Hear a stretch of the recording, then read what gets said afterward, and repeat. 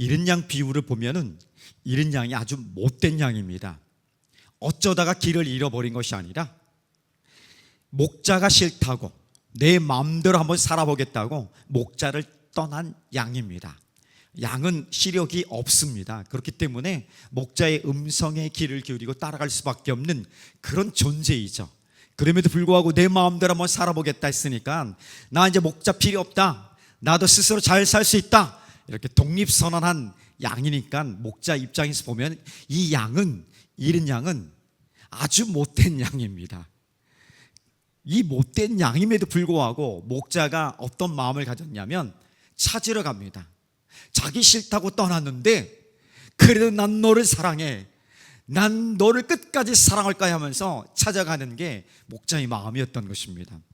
그런데 그 찾는 것이 하루 이틀, 한 달, 두 달이 아닌 성경을 잘 보면 어떻게 표현하고 있냐면 찾을 때까지 아주 못된 양, 내가 싫다고 나를 저버리고 간 독립선언한 그 못된 양을 찾을 때까지 찾는다고 말합니다. 그 찾았을 때에 그 기뻐서 양을 어깨에 메고 둥실둥실 춤추면서 돌아온 것이 목자의 마음입니다. 이 마음을 잃은 드라크마를 찾는 여인의 마음으로 또 계속 이어지는 탕자의 비유로 동일한 마음을 표현합니다. 아버지의 유산을 미리 받아서 허랑방탕한 삶을 살았던 그 탕자, 그리고 이제는 먹고 살 것이 없어서 차라리 아버지 집으로 돌아가 종으로 사는 것이 낫겠다, 그래서 회개하고 아버지 집으로 돌아갔을 때에 아버지가 매일같이 동구밭에서 밖에서 아들을 기다리고 있었던 것입니다. 돌아오기를. 그 아들이 뭐가 좋다고, 자기 싫다고 떠난 이 불효한 이 아들을 뭐가 좋다고, 뭐가 사랑스럽다고 그렇게 매일같이 기다렸던 것입니다. 그리고 아들이 돌아왔을 때는 안아주고 옷을 갈아입히고 잔치를 베풀어주고 가락지를 끼고 신발을 신기고 그러면서 다시 자기의 아들로 인정해주는 그 놀라운 은혜의 기회를 누리게 됩니다. 이것이 아버지의 마음이고 우리 부모네들의 마음이 아닌가 생각합니다. 보통의 마음입니다. 그리고 우리 목자의 마음, 목회자의 마음, 리더의 마음, 선생님들의 마음, 그 마음이 바로 이 마음입니다. 왜냐하면 이 마음이 곧 하나님 아버지의 마음이고 하나님 아버지가 우리를 향한 그 사랑의 모습이기 때문에 그렇습니다. 하나님 아버지의 마음이 그런 것입니다. 우리가 하나님을 잊고 하나님 말씀을 거역하고 내 마음대로 살아가는 것이 얼마나 많습니까? 하나님 말씀에 대한 기준이 있음에도 불구하고 기준을 모른 척하고 살아갈 때가 많이 있음에도 불구하고 하나님은 여전히 나를 향한 그 사랑은 변하지 않는다는 것입니다. 내가 잘할 때나 못할 때나 하나님의 사랑은 변함이 없고 여전히 하나님 우리가 돌아오길 간절히 기대하고 돌아왔을 때에 다시 기뻐하며 춤추며 우리를 하나님의 자녀로 만들어주시는 것이 오늘 우리를 향한 하나님 아버지 마음이고 우리를 향한 하나님의 사랑이라는 것을 정확히 표현해 주고 있습니다. 자, 이것을 우리가 모르는 것이 아니라면 모른 척하고 외면하고 대충 살아가는 그런 신앙생활을 할 것이 아닙니다. 늘 하나님 말씀 앞에 서서 내가 진실로 하나님 앞에 어떤 삶을 살아가고 있는지, 내가 주의 말씀에 민감하게 반응하고 있고 주의 말씀에 따라 순종하고 있는지, 하나님 말씀에 순종하며 따라가고 있는지 점검해야 된다는 것입니다. 성령 하나님께서 우리 가운데 가르쳐 주시고 보여주시고 깨닫게 하시는 것을 듣고 순종의 자리로 나아가야 하는 것입니다. 그래서 하나님 앞에 하나님의 기쁨으로 하나님의 마음으로 우리가 더 가까이 가기 위해서는 두 가지가 필요합니다. 하나는 진실한 회개고, 진실한 회개는 곧 어떻게 이루어지냐면 전심으로 하나님 말씀에 순종하는 곳에 함께 가는 것입니다. 우리의 죄악과 우리가 벗어난 그것들을 하나님께 용서를 구하고 회개했는데 돌이키지 않고 그 길을 계속하고 있다면, 어둠 속에서 불순종의 그 내 마음, 내 생각, 내 경험, 내 지혜를 붙들고 여전히 살아가고 있다면 그건 진실한 회개가 아니라는 것입니다. 진실한 회개라는 것은 늘 방향을 바꾸는 것입니다.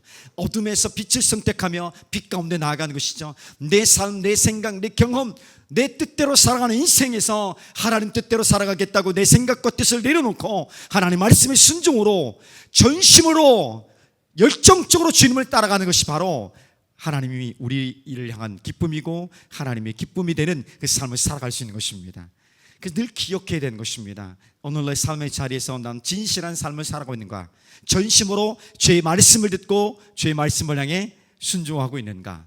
보이는 상황, 내 감정, 내가 원하는 그 어떤 것들 잠시 내려놓고, 아니 그것이 소중하지만 필요하지만 먼저 하나님 앞에 기도와 성령보다 앞서기 않기 위해서 내려놓고 집중하는 그 일들이 일어날 때에 하나님께서 다시 한번 우리 가운데 하나님이 기뻐하시는 그 삶의 진실함과 그 진실함을 뛰어넘어서 전심으로 하나님을 찾고 순종하는 그 일들이 내 삶의 구석구석에서 일어나게 될 줄 믿습니다. 이것은 단번에 되지 않기 때문에 계속된 평생의 훈련이라고 우리는 말합니다. 이 훈련이 우리의 사명입니다. 우리 삶의 목적입니다.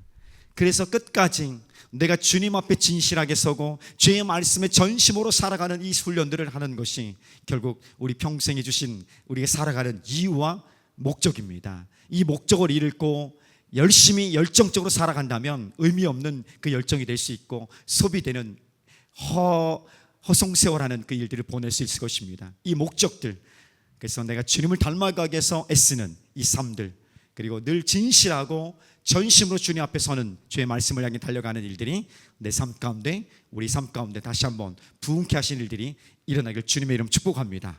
하나님을 사랑하는 것, 예배하는 것, 내 삶의 목적이죠.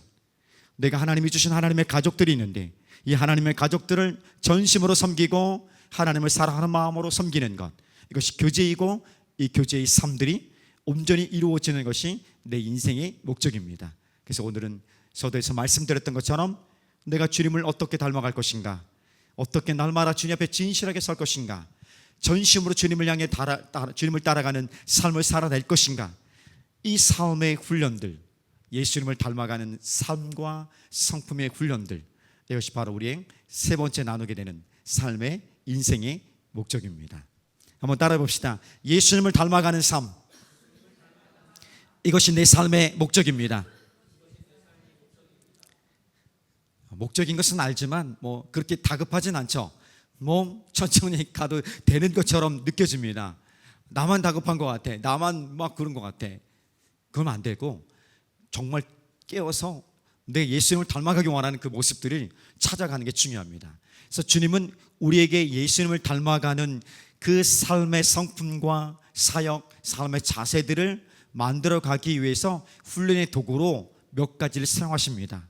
그 몇 가지의 도구들은, 훈련의 도구는 늘 항상 어렵습니다. 감당하기 때로는 너무 벅찬 것들입니다.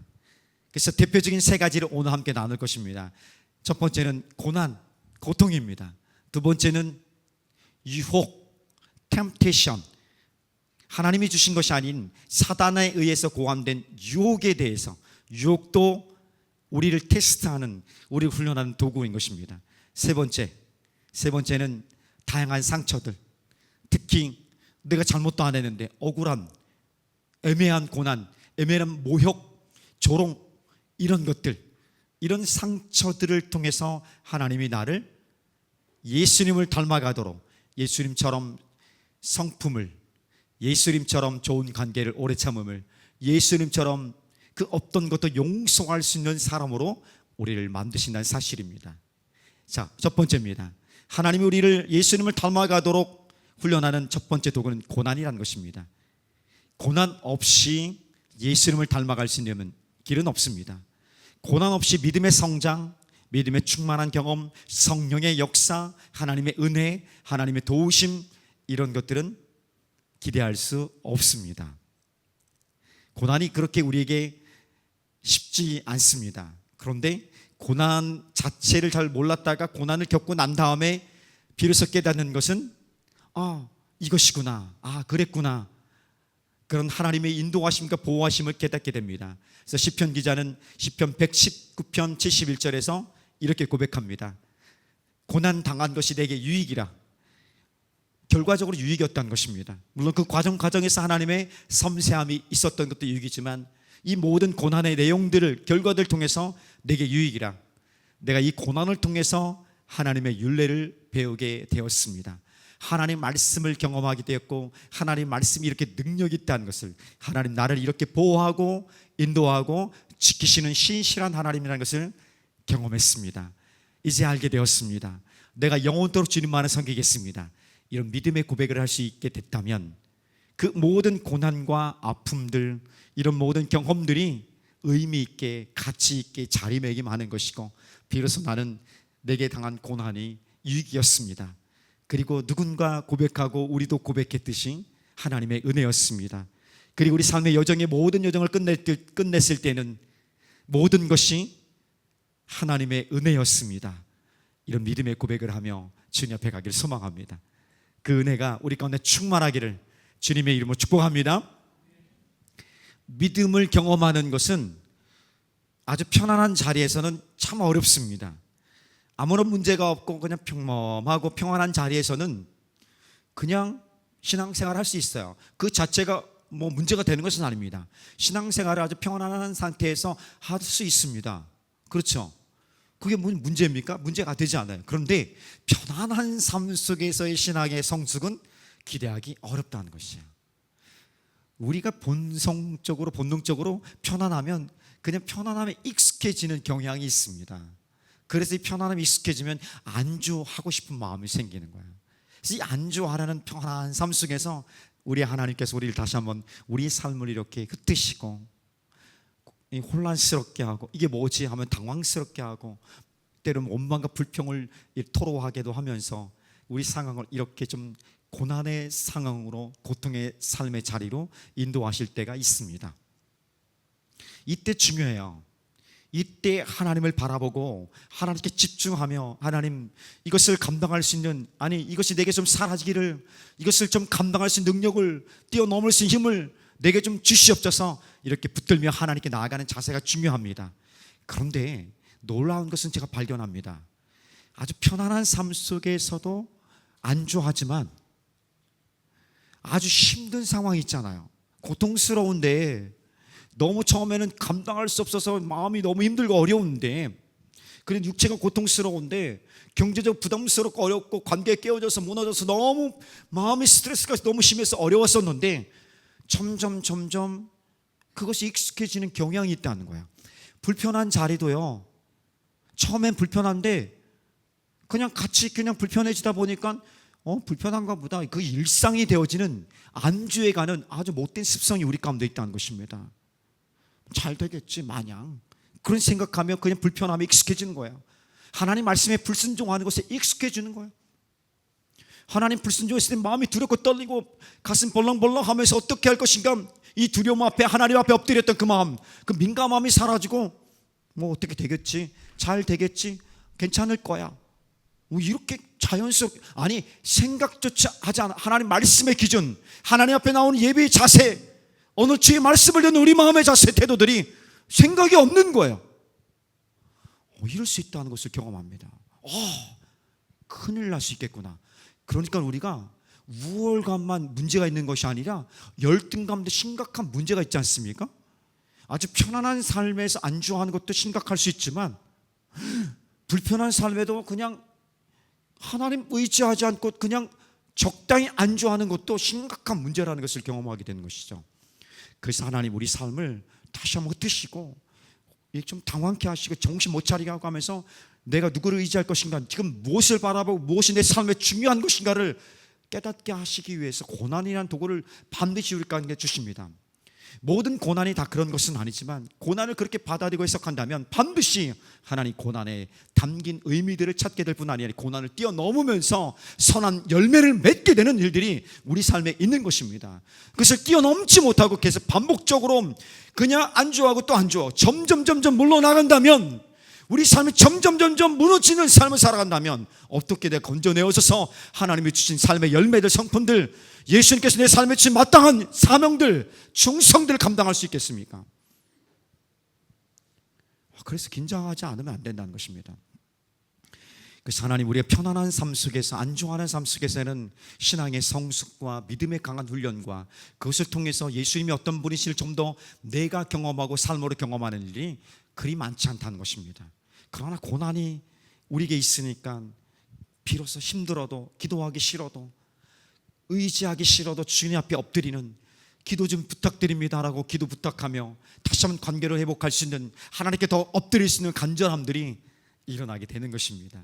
그래서 로마서 5장 3절 4절을 보면 환난 중에 우리가 즐거워하나니 환난은 인내를, 인내는 연단을, 연단은 소망을 이루는 줄 압니다. 하나님 앞에서 환난이 비록 처음에는 고통스러운 것이었지만 이 고난을 통해서 우리가 인내를 배우게 되고, 인내가 얼마나 힘든지는 우리가 경험해서 알고 있고, 인내가 힘들지 않은 사람들 외면하는 거야. 적당히 모른 척하고 도망가는 거야. 그 삶은 별로 힘들지 않아요. 그런데 자람과 성장과 우리 성품의 성숙함과 열매들은 나타나지 않는 것입니다. 내 테두리 안에서만 나는 괜찮은 사람이 되어지는 거예요. 그런 하나님이 우리를, 하나님을 사랑하고 우리 모든 다양한 사람들을 사랑하는 그것이 우리 삶의 목적이라고 확신한다면 인내를 배워야 하는 것입니다. 어려움도 참을 수 있어야 되는 것입니다. 고난도 견딜 수 있는 마음을 하나님이 주신 것입니다. 이 고난을 견디다 보니까 고난 중에 이것을 통해서 하나님께서 어떤 열매를, 소망을, 뜻을, 꿈을, 소원을 내게 주시는구나 하는 것을 바라보게 됩니다.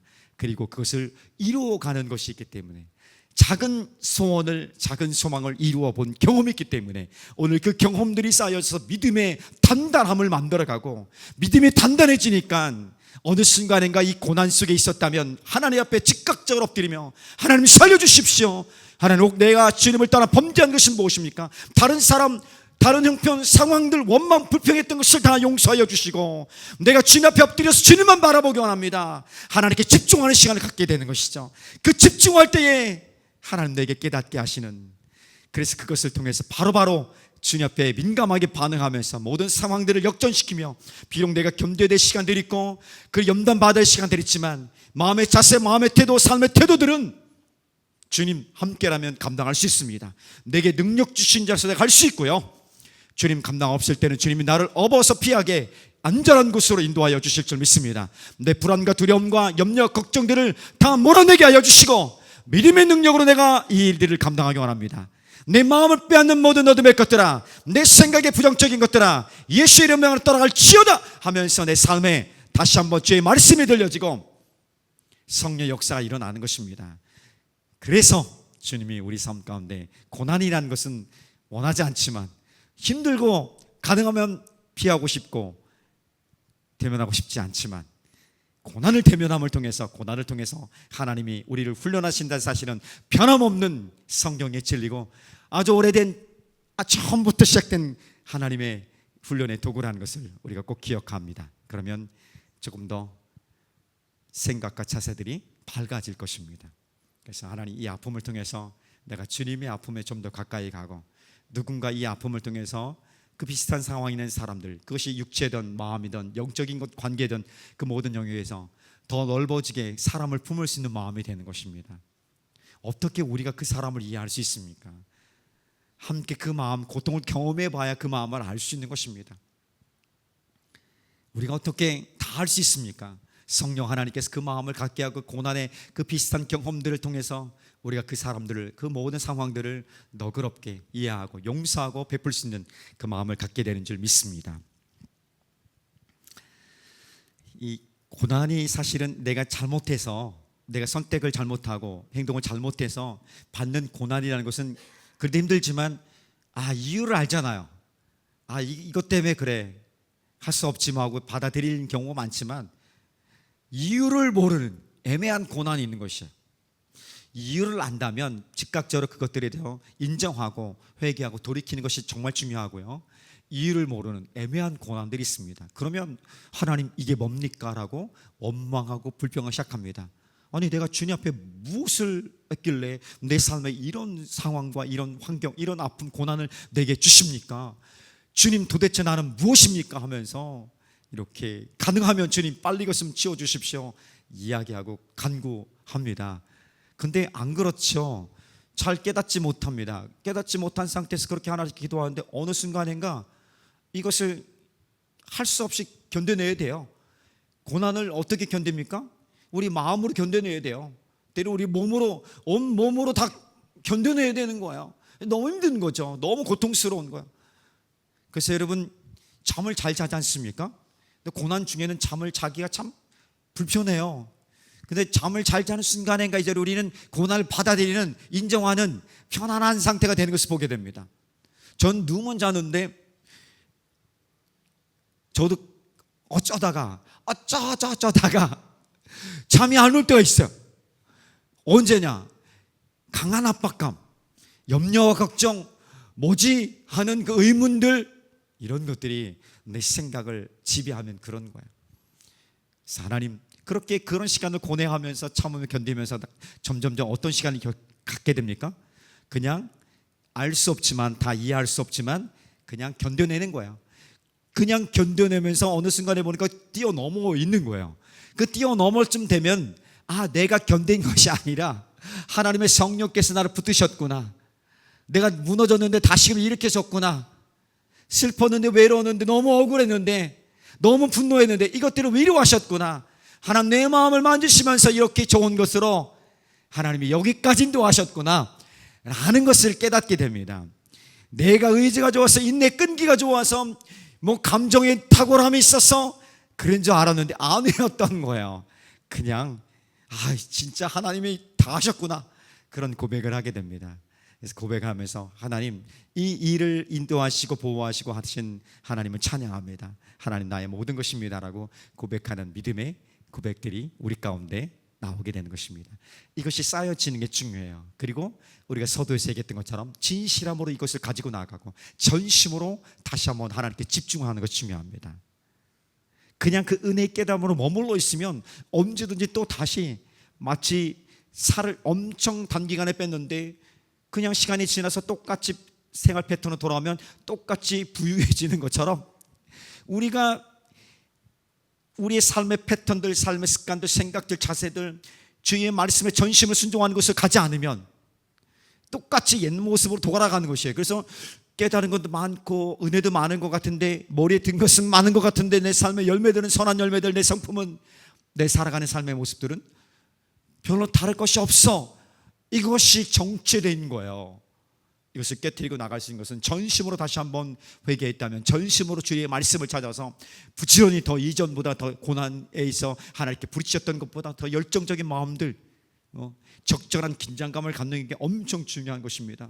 그래서 문제가 없을 때 좀 긴장감을 가지면서 조금 더 낮은 곳에 내려가서 그곳에서 하나님께 나가는 것이 보일 수 있도록, 그리고 우리에게 주신 것이 많아질 때는 그것을 내 마음대로 다 쓸 수 있는 권리가 있지만 조금 더 그것은 불편한 자로 내려가서 다 쓰지 않고 좀 더 불편한 곳을 내가 유지하는 그 삶을 살아가는 자세들, 그러면서 내가 주의 말씀을 향해 귀를 기울이고, 깨어있으니까 귀를 기울일 수밖에 없는 거예요.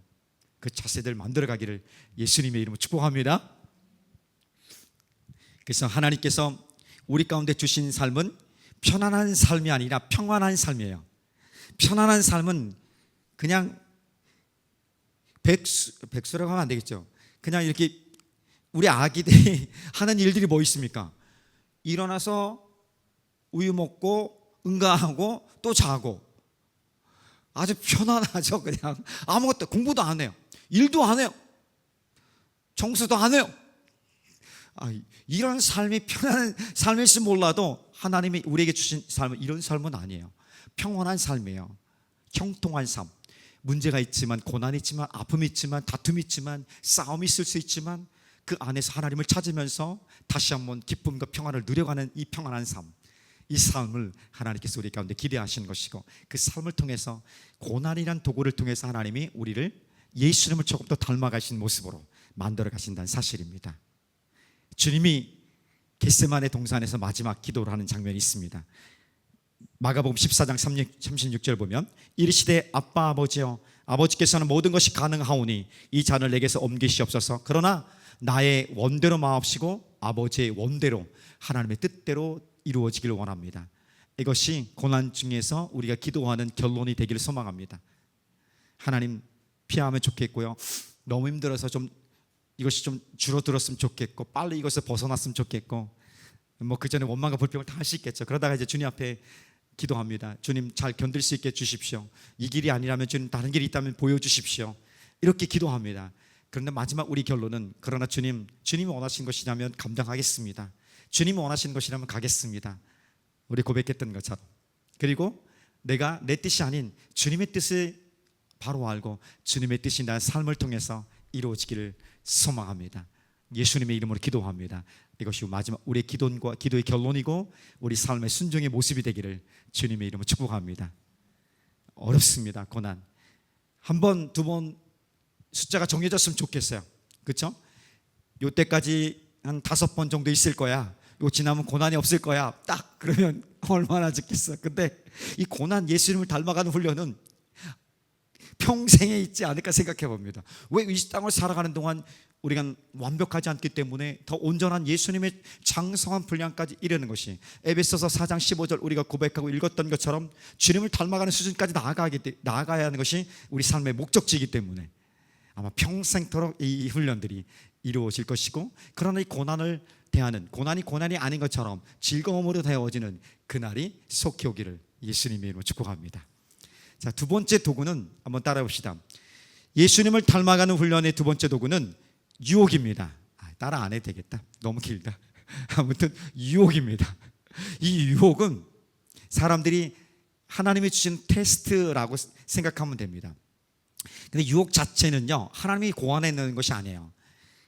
사단이 하나님의 자녀들을, 하나님의 백성들을 상하게 하기 위해서, 무너뜨리고 실패하게 하기 위해서 만들어낸 것이 바로 이 유혹입니다. 유혹. 그러니까 유혹은 선한 것이 아니라 악한 것입니다. 그럼에도 불구하고 하나님은 이 유혹이라는 상황들을 허락하시고, 유혹이라는 이것을 통해서 과연 네가 정말 사랑하는 것이 나냐, 정말 중요하게 생각하는 것이 하나님의 맞냐 라는 것을 테스트하시는 사실입니다. 굉장히 중요한 것을 얘기합니다. 그래서 순간순간에 이 부분들이 우리 가운데 날마다 있을 수 있습니다. 이 유혹의 선택, 유혹의 상황 속에서 나는 과연 무엇을 선택하느냐에 따라서 내가 중요하게 여기는 것, 내가 가장 사랑하는 것, 소중한 것을 선택하게 돼 있고, 그것을 통해서 하나님이냐 돈을 사랑하냐, 네가 정말 사랑하는 것이 돈이냐 하나님이냐, 네가 정말 사랑하는 것이 하나님이냐 친구냐, 이렇게 친구도 중요해요, 돈도 중요해요. 그런데 하나님이 가장 중요하고 선택한다면 하나님 그 모든 것을 우리 가운데 사용할 수 있도록 붙여주시는 것이 하나님이라는 사실입니다. 그래서 하나님만 선택하길 원하는 것, 그 믿음의 유혹의 상황 속에서 믿음의 테스트를 우리 가운데 열어주시고, 내가 어떤 것을 선택하는 것에 통해서 과연 나는 하나님을 사랑하고 있는지, 지금 내 마음의 상태, 내 마음의 중심이 하나님께 향하고 있는지를 확인하고 점검할 수 있다는 사실입니다. 예수님께서도 유혹을 당하셨습니다. 예수님은 죄가 없으신 분이죠.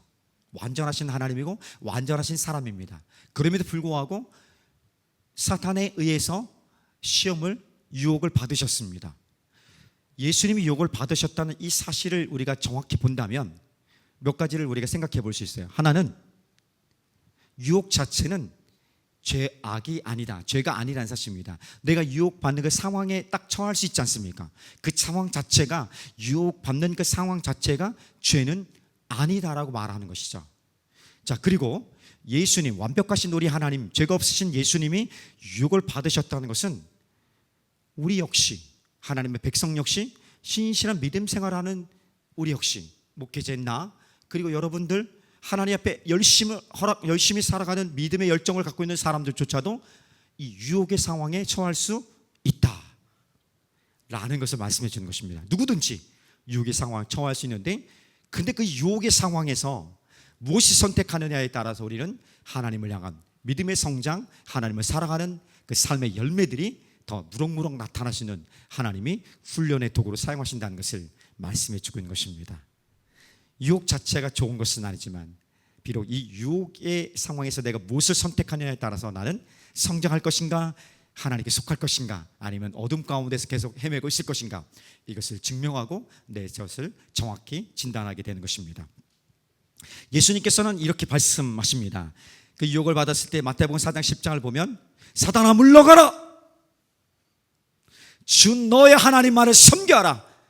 하나님이 기록되었을 때 하나님 말씀을 가지고 기록되었을 때 하나님만 섬기고 하나님만을 경배하라, 이런 말씀하셨다.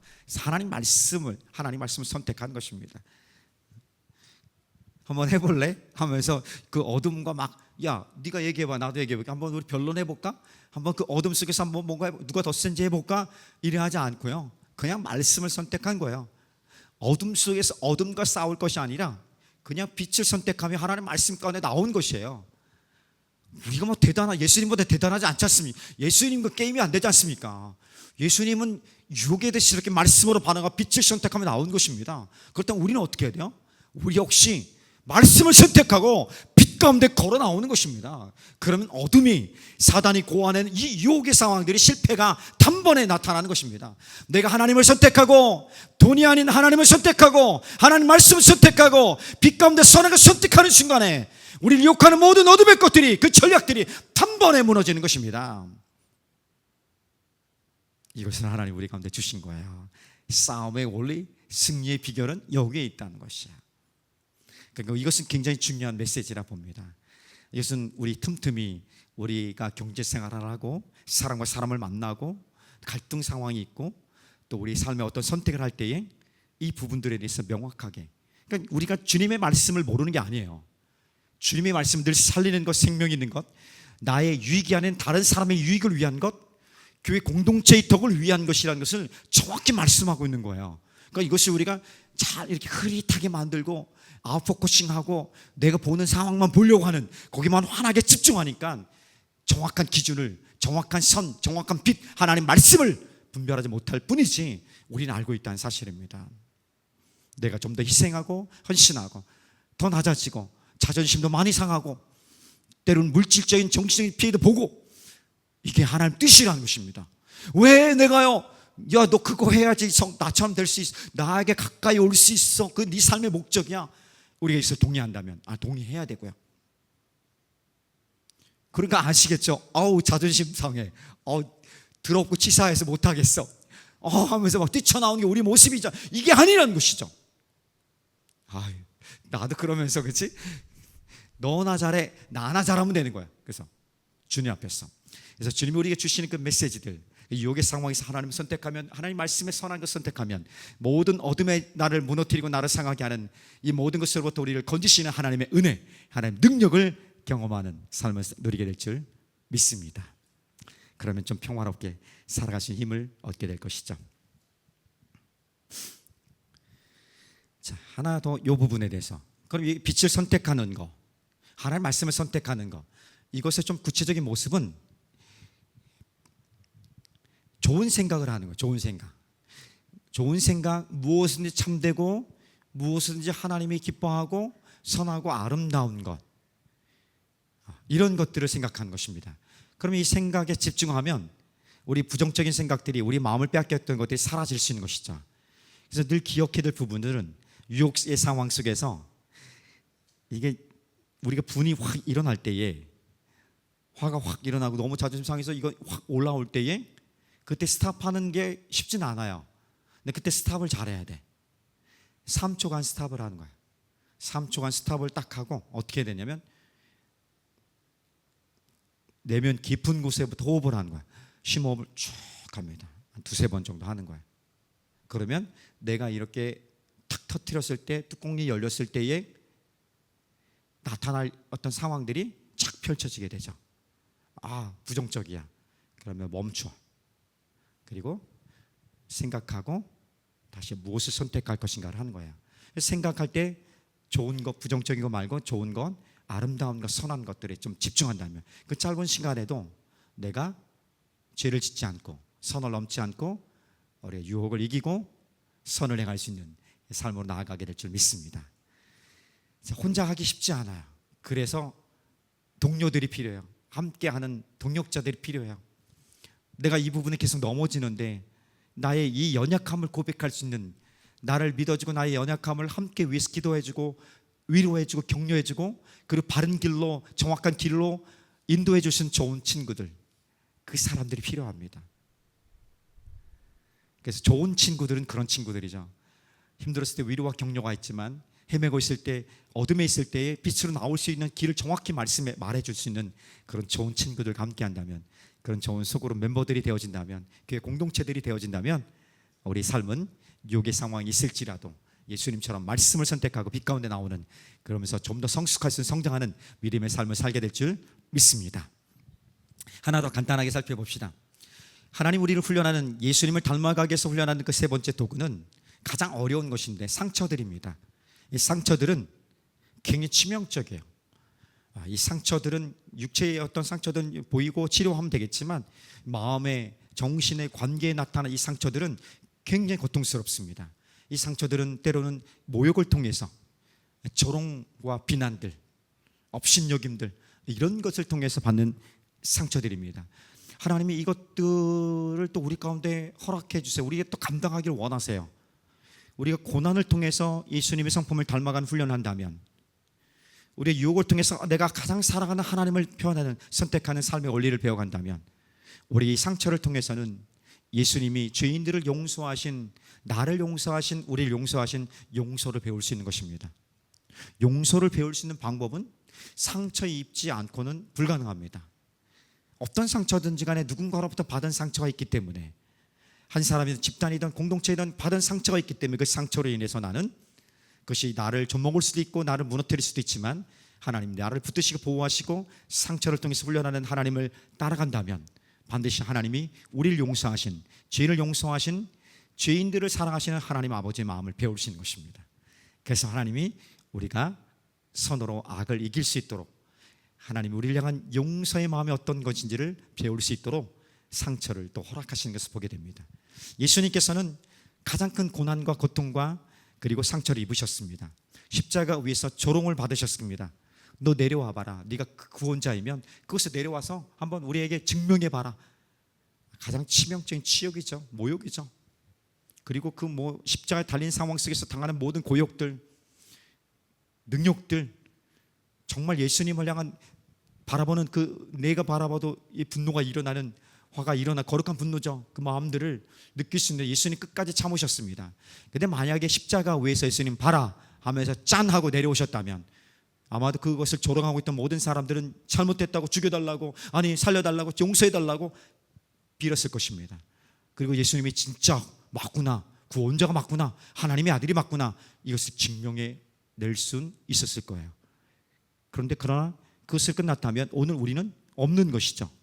우리의 구원은 없고, 구원의 유일한 길인 예수 그리스도의 십자가 죽음과 부활의 복음은 우리에게 없는 것입니다. 그래서 주님 그렇게 하지 않으시고 끝까지 모든 조롱과 모욕과 비난을 참으시고 결국 십자가 위에서 죽으셨던 것입니다. 주님이 그렇게 죽으셨기 때문에, 모든 고난을 참으시고 있기 때문에 우리에게 다시 한번 십자가의 구원, 이 복음의 능력으로 말미암아, 믿음으로 말미암은 하나님의 은혜의 구원을 누리고 하나님의 자녀가 되는, 죄인이 용서받는 그 은혜를 경험하게 된 것입니다. 주님이 이 마음까지도 우리에게 좀 가르쳐주고 따라오길 원하는, 용서를 배우기 위해서 우리가 원하지 않던 원하던, 때로는 정말 힘들고 고통스러운, 감당이 어려운 이 상처들을 우리가 경험하게 되는 것입니다.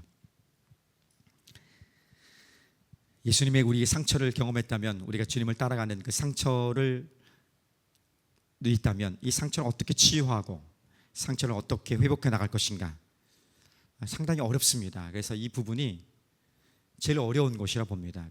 그래서 관계가 깨어지기도 하고, 어떤 피하기도 하고 숨기도 하고, 이런 일들이 우리 가운데 있습니다.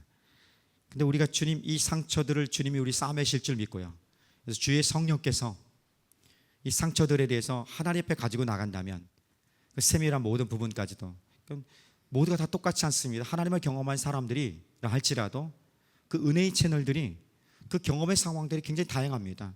그리고 그 각자의 기질에 맞는 또 하나님 만났던 그 상황들이, 또 주신 은사와 성품들이, 열매들이 또 달라요.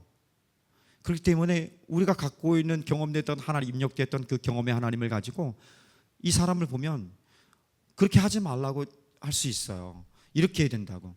근데 또 하나님은 이 친구는 이해하기 어려운 거예요, 이런 것들에 대해서.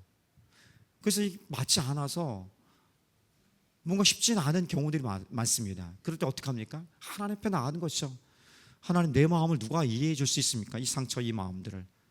누구는 이 상처들이 별로 크지 않다고 생각하지만 나는 치명적이고 이것 때문에 삶 전체가 흔들리고 무너질 것 같은데, 그래서 하나님 앞에 갖고 나가는 것입니다.